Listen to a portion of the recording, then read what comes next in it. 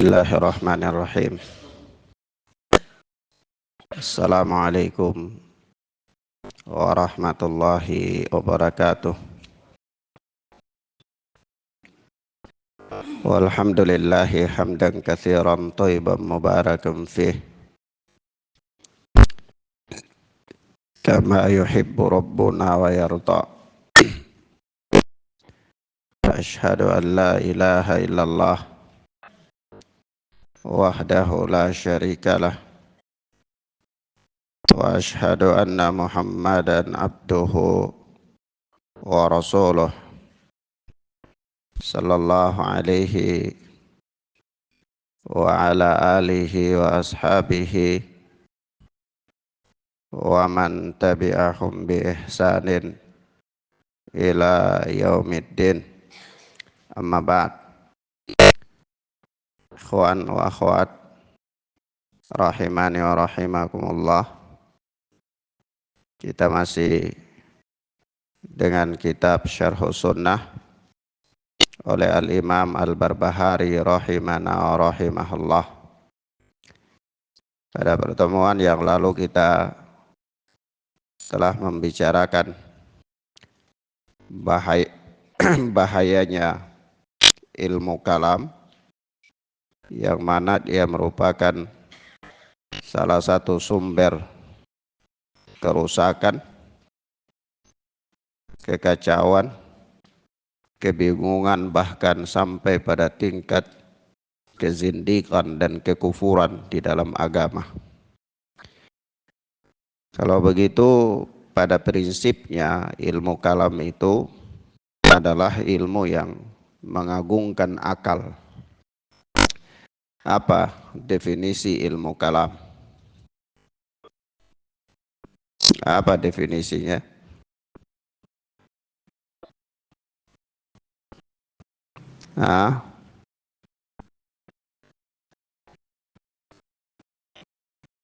Sebagaimana kata Syekhul Islam Ibnu Utsaimin rahimana wa rahimahullah, anna ahlal kalam humul ladzina atamadu fi itsbatil aqidah alal aqli. Yaitu ahli kalam itu adalah orang-orang yang bersandar pada akal dalam menetapkan perkara-perkara akidah. Nah, kalau pada zaman ini ilmu kalam itu lebih dekat kepada ilmu filsafat dan mantiq. Apa itu filsafat? Filsafat disebutkan di dalam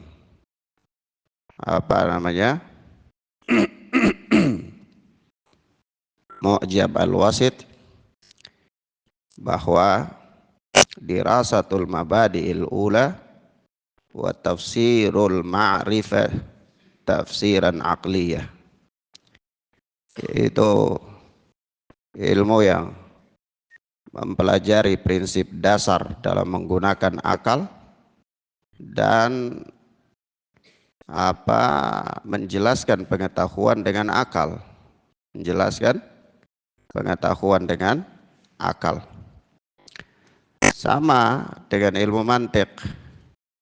Nah, ilmu mantiq itu sebagaimana juga disebutkan di dalam Mu'jam Al-Wasit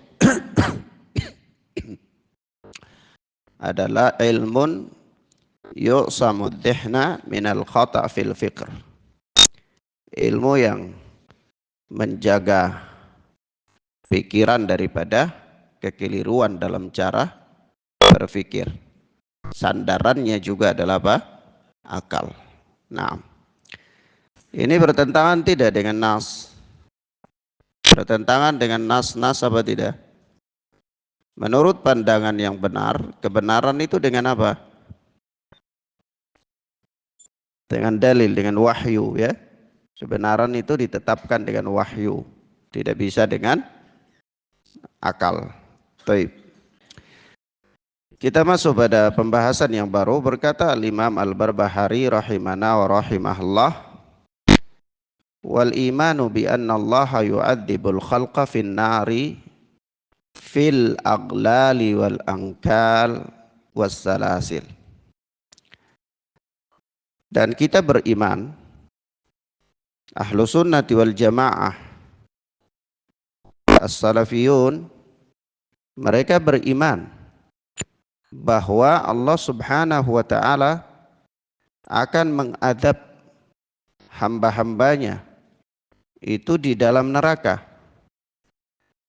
dengan dibelenggu, diterali, dan dirantai.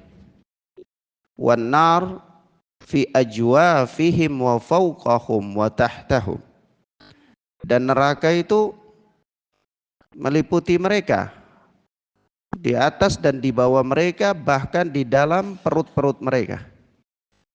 Jadi benar-benar neraka membakar mereka, menyentuh mereka, dan sampai ke dalam diri mereka. Itu neraka masuk di dalamnya. Wadzalika annal jahmiyata minhum Hisham al-Futi qal inna ma yu'adzibullahu 'indan nar. Demikian orang-orang Jahmiyah, pengikut Jaham bin Safwan, mereka, di antara mereka ada satu pentolannya yang bernama Hisham al-Futi. Itu dia berpendapat bahwa inna ma yu'adzibullahu 'indan nar, yaitu Allah subhanahu wa ta'ala hanya mengadab manusia itu di sisi neraka, di sampingnya. Jadi neraka tidak membakar jasad mereka, tidak membakar tubuh mereka, nggak masuk di dalam perut-perut mereka, nggak. Hanya mereka diadab di sisi neraka. Raddan 'ala Allahi wa rasulih sallallahu alaihi wasallam. Ini otomatis dia membantah Allah dan Rasul. Kata Al-Imam Al-Barbahari rahimana wa rahimahullah. Baik, sini ada beberapa perkara penting ya. Perkara yang pertama adalah perkara yang telah ditetapkan di dalam Islam yang tidak diingkari oleh seorang pun, yaitu terkait dengan adab neraka. Tidak diingkari oleh seorang pun, kecuali orang-orang yang tidak mempercayai adanya surga dan neraka. Ya, orang yang masih dia percaya adanya surga dan neraka, dia tidak mengingkari bahwa adanya adab neraka. Nah, tetapi proses bagaimana adab di neraka itu, disinilah terjadi penyimpangan-penyimpangan. Terjadi penyimpangan-penyimpangan. Orang-orang Jahmiyah, Mu'tazilah, mereka mengatakan bahwa Allah ketika memasukkan hamba-hambanya ke dalam neraka, itu Allah menghukum mereka itu neraka tidak meliputi mereka. Paham ya? Maka ini dibantah oleh Al-Imam Al-Barbahari rahimana rahimahullah. Al-Imam Al-Barbahari dengan tegas mengatakan bahwasanya yu'adzibul khalqa fin nari fil aglal wal ankal was salasin. Yaitu Allah Azza wa Jalla menghukum hamba-hambanya, mengadab hamba-hambanya itu di dalam neraka, dibelenggu, diterali, dirantai. Ya.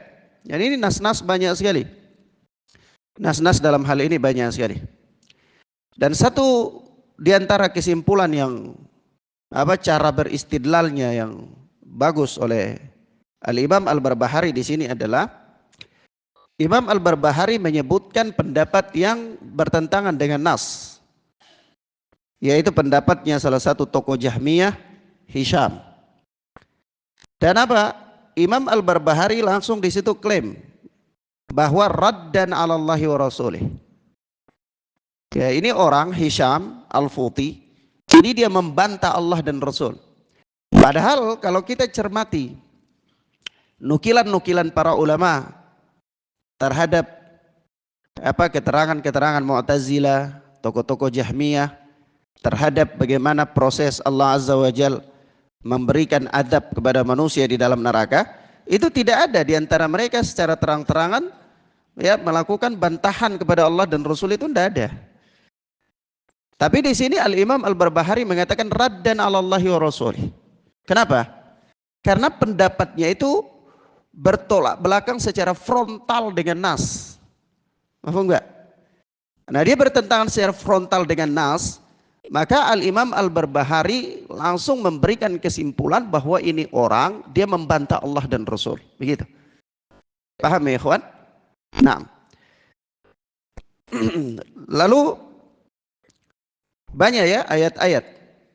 Di antaranya seperti di dalam firman Allah Azza wa Jal surat Al-Hajj ya.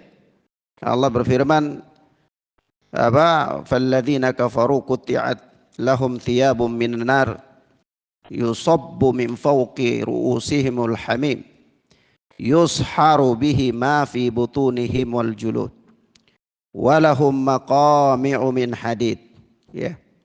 Jadi falladzina kafaru qutti'at lahum thiyabun min nar, ya, orang-orang kafir itu dibuatkan bagi mereka pakaian dari apa?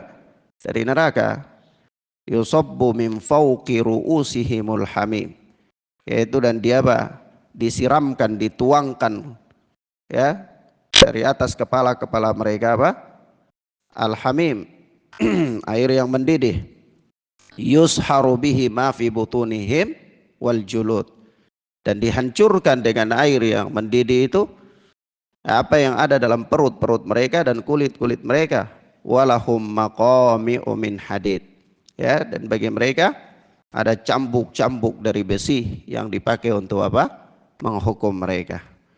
Nah, di sini sisi pendalilannya bahwa mereka itu benar-benar ya, neraka itu membakar mereka, dibuatkan kepada mereka baju dari neraka, ya otomatis dia memakainya dan dia menempel, neraka itu menempel membakar mereka, dan apa? Disiramkan kepada mereka siksa Allah Azza wa Jal berupa air yang mendidih yang tidak bisa dibayangkan bagaimana panasnya dan seterusnya. Nah, begitu pula Rasulullah sallallahu alaihi wasallam ketika menyebutkan bahwa orang-orang yang apa? Pertama kali akan dimasukkan ke dalam neraka adalah apa?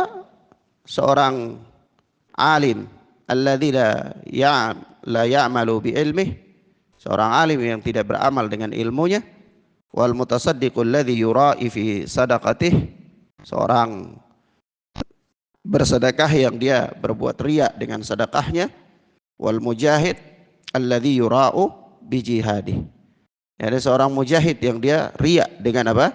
Jihadnya tersebut. Jadi dimasukkan oleh Allah Subhanahu wa taala ke dalam neraka. Dan Allah berfirman, inna ladaina ankala wa jahima, yaitu apa? Sesungguhnya di sisi kami itu ada belenggu-belenggu dan neraka yang menyala-nyala. Begitu pula Allah berfirman, inna a'tadna lil kafirina salasila wa aglala wa sa'ira, ya, sesungguhnya ya, kami telah apa?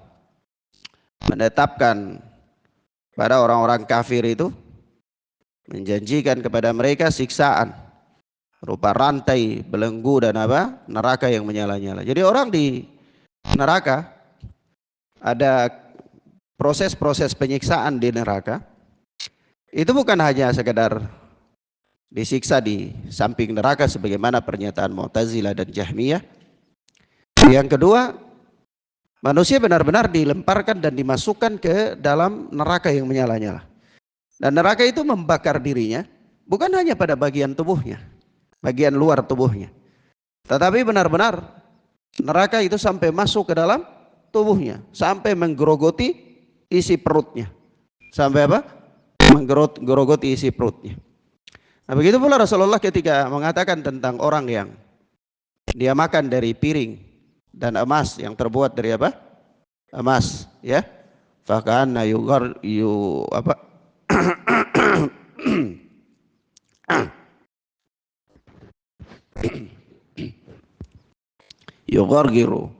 fi batnihi jahannam.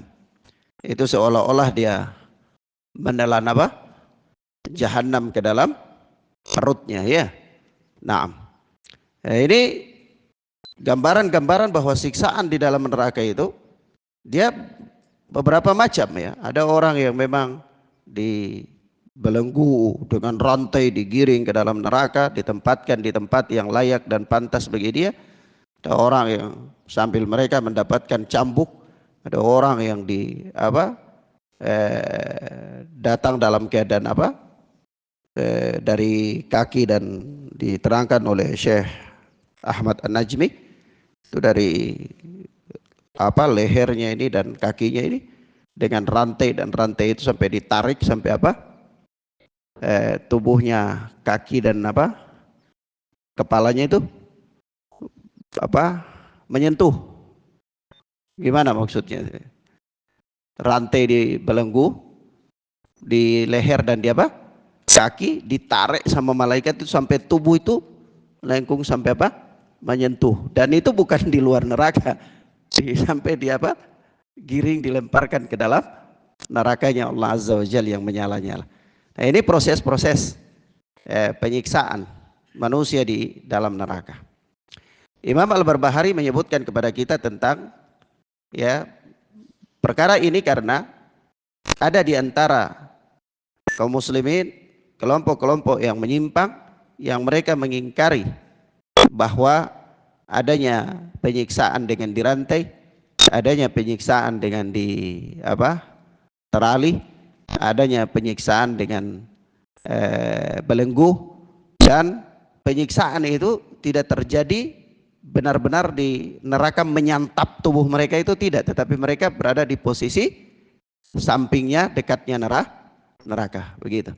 Nah, ini dibantah oleh Al-Imam Al-Barbahari rahimana rahimahullah. Baik. Kalau antum tanyakan, Ustadz, apa pentingnya perkara ini disebutkan di sini? Ya, kan perkaranya ya sudah dapat siksaan atau dapat rahmat, ini sudah cukup.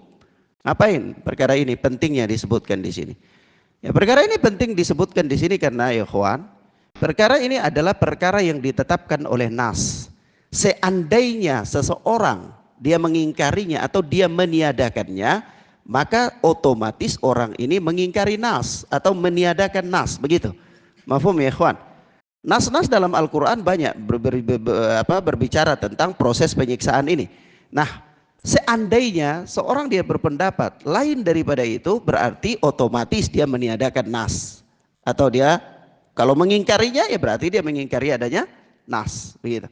Maka inilah poin paling penting kenapa Al-Imam Al-Barbahari menyebutkan perkara-perkara semacam ini pada kitab beliau ini. Nah, kemudian beliau menyebutkan berikutnya, wa'lam anna salatal faridah khamsu salawat. Ketahuilah bahwa salat wajib itu ada 5. La yuzadu fihinna wa la yunqas. Ya, tidak ditambah daripada 5 itu dan tidak pula dikurangi daripada 5 salat wajib itu. Fi mawaqitiha. Ya, dikerjakan pada waktunya. Pada waktu-waktu yang telah ditetapkan. Wa fi safari raka'atan. Adapun di dalam safar, salat itu 2 rakaat. 2 rakaat. Illal maghrib, kecuali maghrib. Ini Imam Al-Barbahari menyebutkan tentang salat qasar, ya. Salat qasar di dalam safar.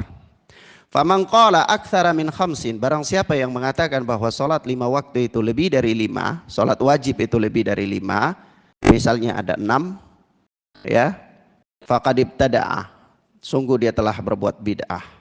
Wa man qala aqallu min khamsin, dan barang siapa yang mengatakan salat wajib itu kurang dari 5, juga faqad ibtada'a, dia telah berbuat bid'ah. La yaqbalallahu syai'an minha illa liwaqtiha, dan Allah tidak menerima salat darinya, ya, di antara salat-salat ini, salat duhur, asar, maghrib, isya, subuh, itu Allah tidak menerimanya kecuali dikerjakan pada waktunya. Illa yakuna nisyanan fa innahu ma'dzurun, kecuali dia itu lupa, maka dia berudzur. Dia lupa salat pada waktunya, lalu dia salat itu keluar daripada waktu yang ditetapkan, maka itu termasuk udzur. Ya'ti biha idza dzakaraha. Dia melakukannya apabila dia ingat. Orang yang lupa itu waktu salatnya kapan? Waktu salatnya tatkala dia ingat. Nanti kita jelaskan. Au yakuna musafiran, atau dia itu musafir, fayajma'u bainas salataini insya'a. Kalau atau apabila dia itu musafir, kalau dia musafir maka dia menjamak antara dua salat jika dia mau, yaitu menjamak antara dua salat kalau dia mau. Taib.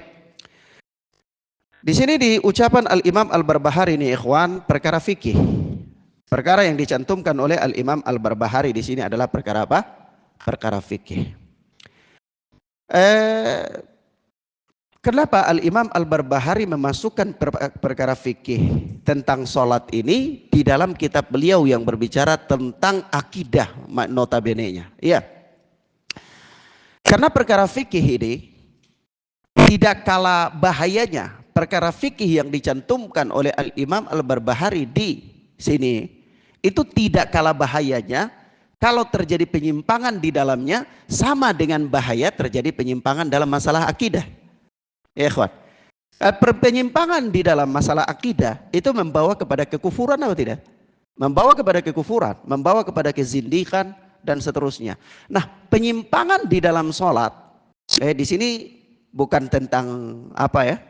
Imam Al-Barbahari menyebutkan perkara sholat dan memberikan batasan-batasan rentan terjadi penyimpangan yang bahayanya itu mendekati atau bahkan sama dengan bahaya penyimpangan dalam akidah, yaitu apa? Tentang jumlah apa? Rakaat, jumlah sholat wajib.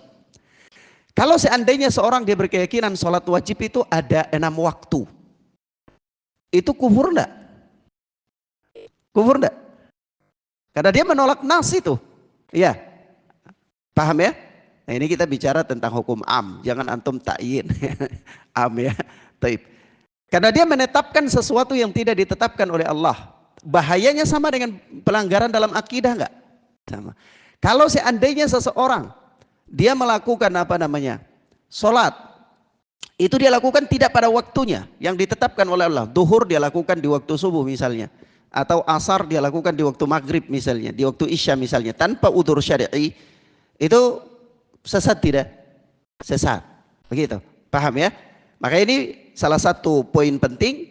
Al-Imam Al-Barbahari menyebutkan perkara fikih yang berkaitan dengan penetapan salat dan jumlah salat dan waktunya di tengah-tengah pembahasan tentang akidah. Taib. Itu pertama. Yang kedua ya ikhwan, a'azzani Allah wa iyyakum. Sudah dimaklumi ya. Sudah dimaklumi secara bersama bahwa salat yang diwajibkan oleh Allah Azza wa Jal kepada manusia pada malam, para kaum mukminin pada malam Mi'raj itu adalah 50 rakaat. Iya, 50 rakaat. Kemudian terjadi apa? Pengurangan sampai jadilah rakaat lagi. 50 apa? Waktu ya. Nah, akhirnya pengurangan jadilah 5 waktu. Ya, taib. Itu pada malam Mi'raj. Taib. Pertanyaan. Peristiwa Mi'raj itu terjadi kapan? Peristiwa Mi'raj terjadi kapan? Kan ada orang-orang nih pada umumnya nih setiap tanggal berapa? Mereka melakukan apa? Haflah peristiwa apa Isra Mi'raj itu. Tanggal berapa? Bulan berapa? 27 Rajab ya. Nah, itu berarti ada penetapan ya, peristiwa Mi'raj terjadi. Ana tanya, kapan terjadi peristiwa Mi'raj?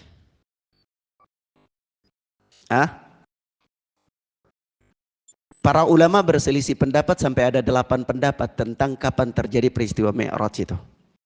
Ya, tidak ada yang memastikan peristiwa Mi'raj itu terjadi secara pasti bahwa terjadi tahun sekian tanggal sekian, tidak ada. Ada pendapat yang mengatakan 6 bulan sebelum hijrah, ada yang pendapat mengatakan 1 tahun 6 bulan sebelum hijrah, ada yang mengatakan 2 tahun sebelum hijrah, dan seterusnya. Ada 8 pendapat. Ibnu Hisham menukil itu. Ya, jadi ini juga satu bantahan ya kepada orang-orang yang mereka mengklaim bahwa peristiwa Mi'raj itu terjadi pada tanggal sekian, pada bulan sekian. Ini juga bantahan. Dari mana dia menetapkan itu? Ya. Nah, taib. Kemudian yang berikut ya ikhwan, Sholat 5 waktu itu sholat yang paten. Sholat yang kita kenal dengan sholat yang dia tamam, dia lakukan secara sempurna. Kalau orang mukim itu sholat rubaiyah tetap 4 rakaat, sholat maghrib tetap 3 rakaat, sholat subuh tetap 2 rakaat. Di sini ada persoalan lain yang disebutkan oleh Al-Imam Al-Barbahari. 3 persoalan lain. Persoalan pertama di antara 3 persoalan ini adalah persoalan orang yang berudzur sehingga dia melakukan sholat bukan pada waktunya. Salah satu udzurnya adalah nisyan, lupa. Orang lupa itu dia lakukan sholat kapan? Dia lakukan sholat tatkala dia ingat. Itu dia qadha atau bukan? Itu hukumnya qadha apa bukan? Nah, bukan. Itulah waktu sholat bagi dia. Ya, jadi kalau ditanyakan kapan waktu sholat bagi orang lupa? Tatkala dia ingat. Jadi kalau orang itu dia lupa sholat duhur, dia baru ingat di waktu maghrib, maka waktu sholat bagi dia itu kapan? Maghrib itu. Waktu sholat duhur bagi dia maghrib itu. Ya, paham ya? Begitu pula orang yang tertidur. Kapan orang yang tertidur dia waktu sholat? Tatkala dia bangun. Jadi orang kalau dia tertidur dari sholat isya misalnya, dia tidak sholat isya, maghrib ada suatu pekerjaan, kecapean, dia tertidur, dia bangun itu jam 8 pagi hari. Kapan waktu sholat isya bagi dia? Ya jam 8 itu, waktu dia bangun itu. Kapan waktu sholat subuh bagi dia? Ya waktu dia bangun itu. Mafhum ya ikhwan? Rasulullah sallallahu alaihi wasallam mengatakan man nasiya salatan au nama minha, barang siapa yang dia lupa dengan suatu salat atau dia tertidur darinya, falyusalliha idza dzakaraha, maka hendaklah dia melakukannya apabila dia ingat. La kafaratan laha illa dzalik, tidak ada kafarat bagi dia kecuali itu saja. Jadi tidak ada kafarat. Paham ya ikhwan? Ini perkara apa? Yang pertama. Perkara yang pertama. Perkara yang kedua adalah perkara qasar bagi musafir.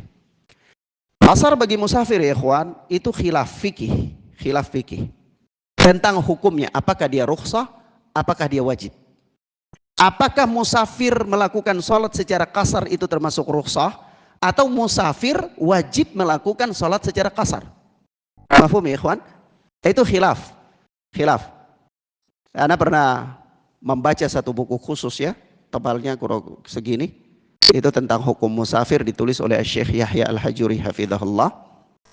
Dan saya juga pernah membaca beberapa keterangan para imam ahlul hadis dalam masalah ini. Dan yang saya yakini, kalau antum tanya yang saya yakini, maka yang saya yakini musafir itu wajib qasar. Musafir wajib apa? Qasar. Tapi kalau dia sholat tamam, ya tetap saja sholatnya sah. Salatnya apa? Sah. Walaupun jumhur berpendapat bahwa musafir itu qasar itu hukumnya apa? Rukhsah. Ya, jumhur ulama mengatakan qasar bagi musafir itu rukhsah. Tapi itu bukan kesepakatan para ulama. Sebahagian para ulama berpendapat bahwa qasar bagi musafir itu hukumnya wajib, dan itu yang saya yakini. Anda mau yakini yang lain lah, bahas ini persoalan apa? Khilaf ijtihadiyah. Iya. Nah, ya antum sudah mempelajarinya, meyakininya dengan keilmuan, ya labas, itu yang antum meyakini dengan ilmu antum. Baik. Kemudian Ustadz, apakah dalam qasar itu ada jarak tertentu? Ya, kalau antum baca buku-buku fikih, maka sebagian para fuqaha memberikan batasan jarak. Ya, sebagian para fuqaha memberikan batasan jarak. Tetapi dalam permasalahan ini ya ikhwan, batasan jarak itu ijtihadiyah. Tidak ada nas yang menetapkan batasan jarak. Oleh sebab itu Syekhul Islam Ibnu Taimiyah rahimahullah dalam Majmu' Fatawa itu mengatakan bahwa tidak ada batasan jarak untuk qasar, kecuali hal ini dikembalikan kepada urf. Dikembalikan kepada apa? Urf. Kalau kebiasaan di suatu tempat mengatakan bahwa suatu perjalanan itu teranggap qasar, walaupun dia sesuatu perjalanan itu teranggap safar, walaupun mungkin bagi kita kayaknya masih dekat, tapi karena uruf sudah menganggap itu adalah safar, maka itulah safar. Itulah dia apa? Safar. Mafhum ya ikhwan? Nah, dan kalau antum tanya, yang antum yakini yang mana Ustaz? Yang anda yakini adalah tidak ada batasan jarak. Hal ini dikembalikan kepada apa? Uruf, dikembalikan kepada kebiasaan masyarakat setempat. Kalau mereka menganggap perjalanan itu safar, ya dia safar. Kalau mereka menganggap dia bukan safar, ya maka dia bukan safar.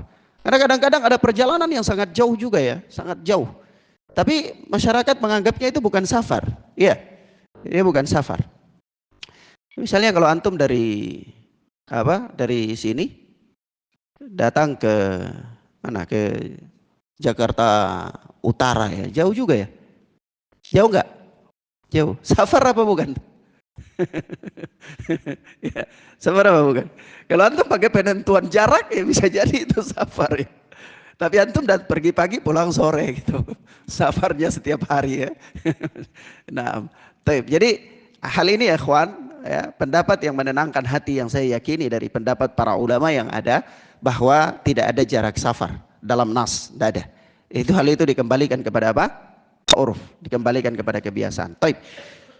Yang kedua, safar itu adalah sunanul musafir.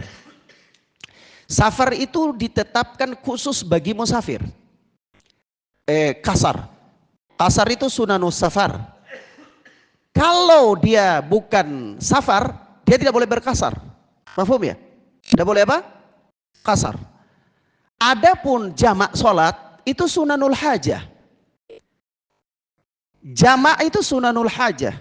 Artinya, walaupun bukan musafir, kalau ada hajat bagi dia untuk menjamak, maka boleh dia menjamak. Paham? Paham di sini, ikhwan? Ini perbedaannya. Ya Ustadz, anak dari kantor ke rumah, tapi ya Allah Ustadz, macet di jalan luar biasa sekali. Anak ini waktu sholat ini udah mendekati, gimana? Anak sholat di mobil apa anak menjamak? Boleh bagi antum untuk menjamak. Itu sunanul hajah. Mafhum ya ikhwan? Paham ya? Baik. Dan bahkan Rasulullah Sallallahu Alaihi Wasallam suatu ketika dalam riwayat Ibnu Abbas itu pernah menjamak sholat, bukan hujan, bukan apa-apa, tidak ada udzur. Tidak ada apa? Udzur apa-apa. Antum baca buku-buku fikih, antum dapati ya. Taib.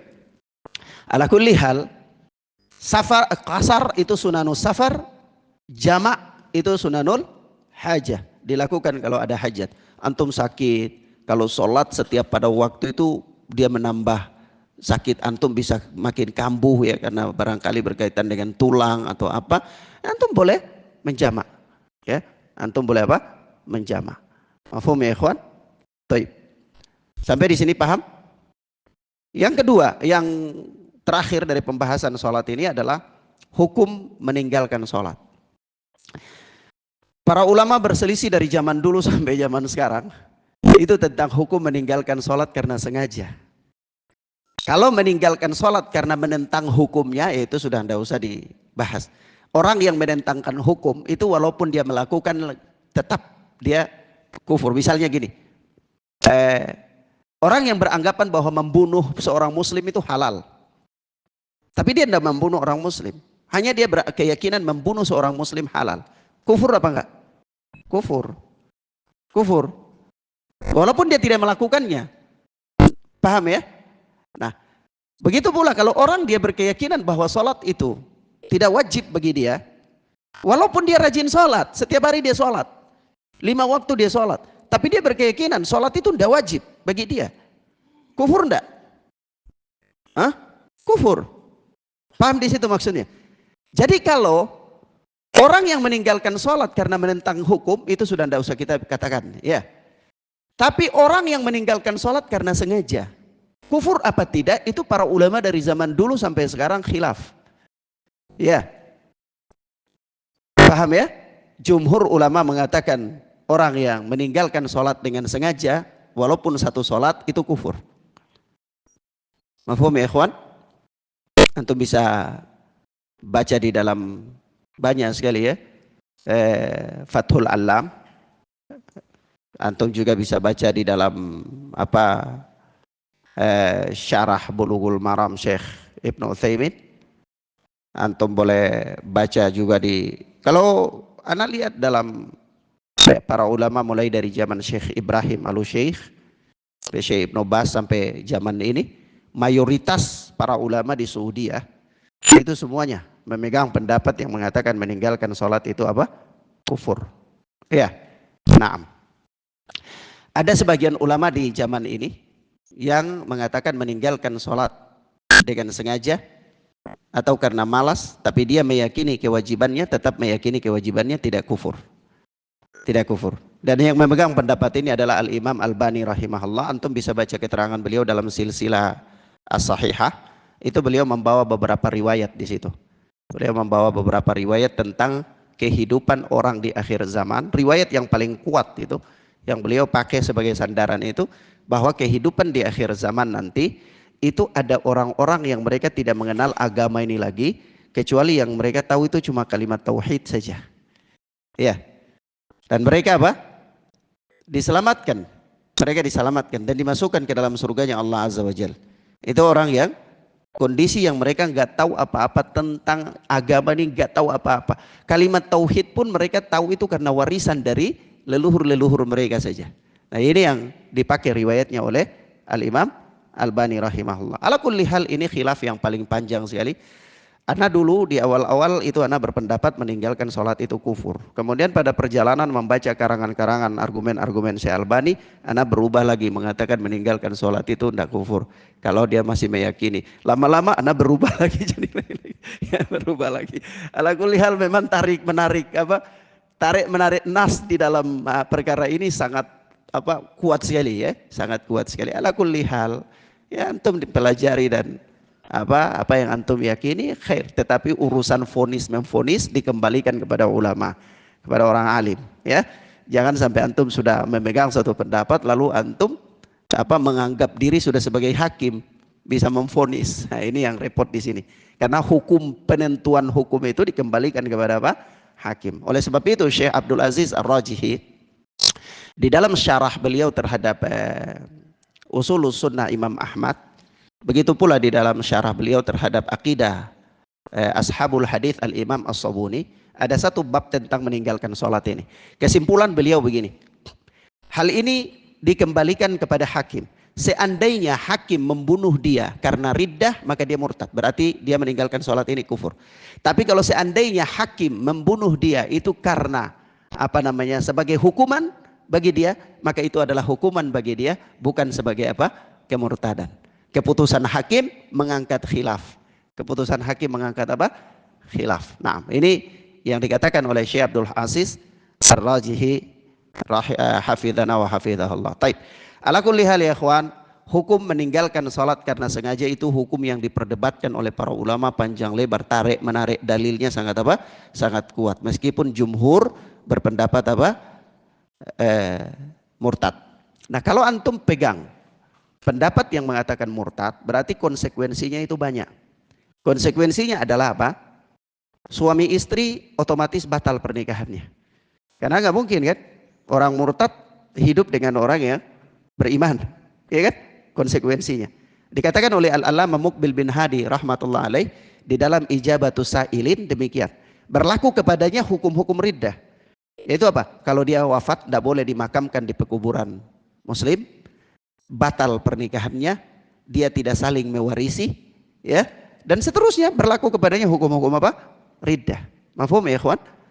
Tapi kalau antum tidak berpendapat yang demikian, ya maka tidak. Makanya konsekuensi ini juga yang membayang-bayangi ketakutan pada diri anda untuk memegang pendapat yang mengatakan kufur gitu. Mafhum ya ikhwan? Nah, karena bukan pada hukumnya saja, tapi konsekuensi dari hukum itu. Konsekuensi dari hukum itu. Wallahu a'lam bissawab.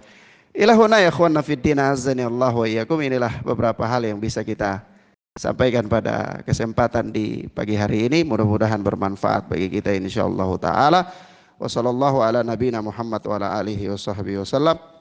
Subhanakallahumma wa bihamdika asyhadu an la ilaha illa anta astaghfiruka wa atubu ilaik. Wassalamualaikum warahmatullahi wabarakatuh.